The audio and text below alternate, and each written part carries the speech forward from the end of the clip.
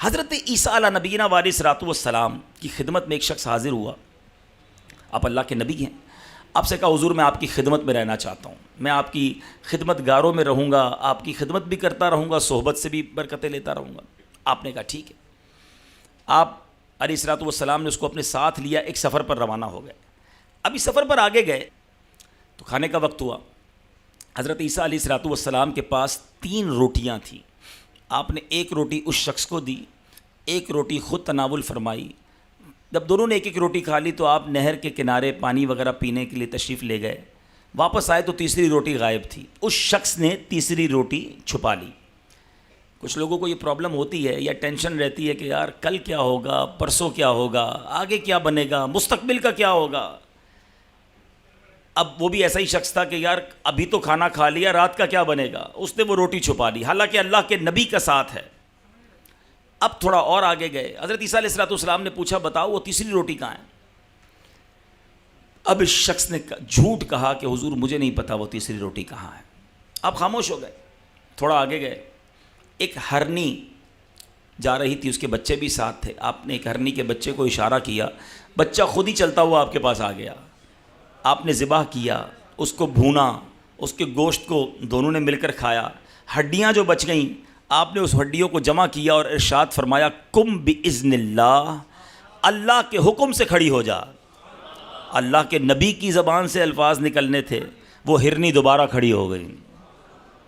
آپ نے اس شخص سے کہا جس رب نے مجھے یہ معجزات دکھانے کی طاقت اور قوت عطا کی ہے, میں تجھے اس کی قسم دیتا ہوں, بتا تیسری روٹی کہاں گئی. وہ شخص کہتا ہے حضرت ایک جھوٹ بول دے نا انسان, پھر اس کو بچانے کے لیے کئی جھوٹ بولنے پڑتے ہیں. پہلی باری میں سچ کہہ دے تو ہر بار آسانی رہتی ہے. کبھی ایک بار جھوٹ بولا ہوگا, اب اگلے کوسچن پر دوسرا جھوٹ بولنا پڑے گا, تیسرے پر تیسرا جھوٹ, کیونکہ پہلی فائل ہی غلط کھول دی نا. کہتا حضور مجھے نہیں پتا تیسری روٹی کہاں گئی. آپ اور آگے گئے. نہر آ گئی سامنے, کوئی کشتی نہیں تھی. آپ نے اس شخص کا ہاتھ پکڑا اور اللہ کا نام لیا اور نہر سے چلتے ہوئے پوری نہر کو کراس کر لیا. پھر معجزہ دکھایا. آپ نے کہا دیکھو جس رب نے مجھے یہ معجزہ دکھانے کی طاقت بخشی, تجھے اسی رب کا واسطہ قسم دے کر پوچھتا ہوں, بتا تیسری روٹی کہاں ہے. کہتا ہے حضرت مجھے نہیں پتا کہاں ہے. جھوٹ, جھوٹ پر جھوٹ. اچھا تھوڑا اور آگے گئے. اللہ کے نبی ہیں نا, ان کی تو حکمتیں, ان کا انداز, ان کی فراست. اب آپ نے مٹی کا ایک ڈھیر بنایا. حضرت عیسیٰ علیہ الصلوۃ والسلام نے دعا کی اللہ کی بارگاہ میں, وہ مٹی کا ڈھیر سونے کا ڈھیر بن گیا. اچھا آپ نے اس کے 3 حصے کیے, سونے کے ڈھیر کے 3 حصے کیے. کہا ایک تیرا, ایک میرا, تیسرا اس کا جس کے پاس تیسری روٹی ہے. ہاں پہلے ہی بندہ لالچی تھا, روٹی پر لالچ کر رہا تھا, ادھر تو سونے کی باقاعدہ ڈلی مل رہی تھی. کہا حضور میرے پاس ہی تیسری روٹی ہے. آ گیا باہر نا, سچ باہر آیا. آپ نے کہا یہ سونا بھی تجھے ہی مبارک, اب جھوٹے کے ساتھ کیا رہنا ہے. آپ نے سونا اس کو دیا, اس کو الگ کر دیا اور آپ چلے گئے, تشریف لے گئے. اب اس کہانی کا ایک دوسرا رخ, یہ کہانی بڑی بڑی کتابوں میں لکھی. یہ واقعہ حضرت عیسیٰ کی لائف میں ہوا تھا, آپ کی زندگی حیات طیبہ میں ہوا. اب وہ شخص بڑا خوش کہ مجھے اتنا سارا گولڈ مل گیا, خیالی پلاؤ بنانے لگا ہوگا. ابھی یہ آگے جا رہا تھا تو 2 بندوں نے پکڑ لیا اس کو, اور وہ تھے چور, ڈاکو. چیک کیا تو اس کے پاس سونا.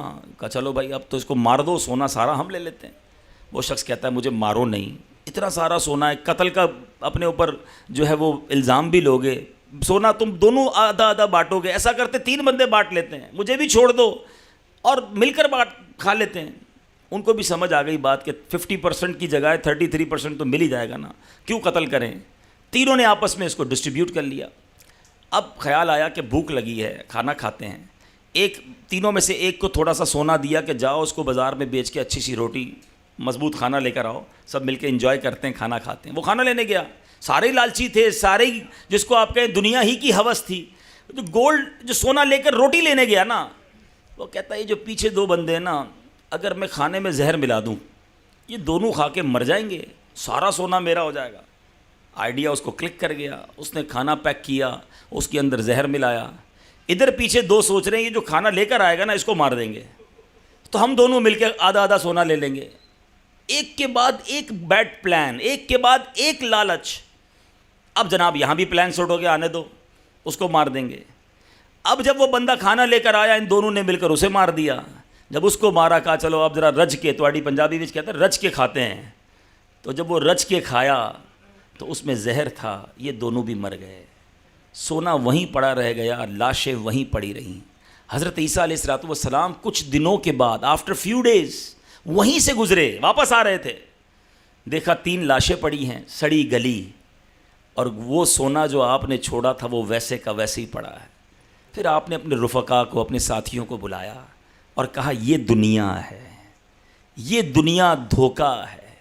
انسان جس کے پیچھے بھاگتا ہے وہ یہیں رہ جائے گی اور وہ قبر میں پہنچ جائے گا.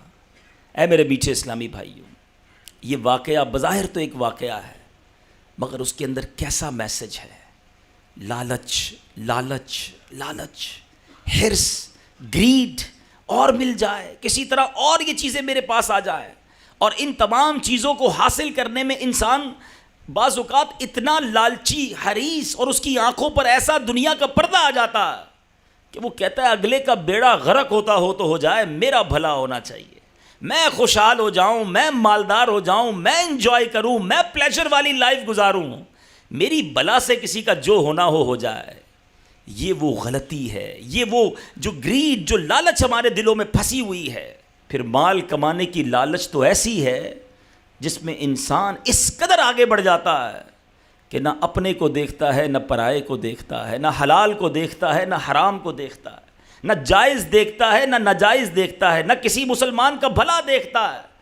اس قدر بری باتیں ہو رہی ہیں اور ایسی باتیں سامنے آتی ہیں. اگزامپل کے طور پر اسی شہر کے بارے میں سنا تھا نا کہ گوشت کی بجائے کیا کھلایا جا رہا تھا. یہ کیا یعنی مرنا نہیں ان لوگوں کو کہ جو لوگ چند سکوں کی خاطر حرام گوشت کھلا دیں گے. دوائیوں کے اندر ملاوٹ, کھانے کی چیزوں کے اندر ملاوٹ, اینٹی بائیوٹک یا وہ دوائیں جو جان بچانے والی ادویات کہلاتی ہیں, چند سکوں کی خاطر اس میں بھی لوگ ملاوٹ کرتے ہیں. پچھلے دنوں ایک اسکینڈل پکڑا گیا کہ جس میں بلڈ جو مریضوں کو دیا جاتا ہے اس بلڈ کے اندر ملاوٹ. یہ کیا ہے؟ یہ لالچ ہی تو ہے نا کہ یہ چند سکے حرام کے کمانے والے سوچتے نہیں کہ مرنا ہے, اللہ کو جواب دینا ہے, یہ پیسہ آ تو جائے گا مگر میرے لیے کتنی بڑی بربادی لائے گا.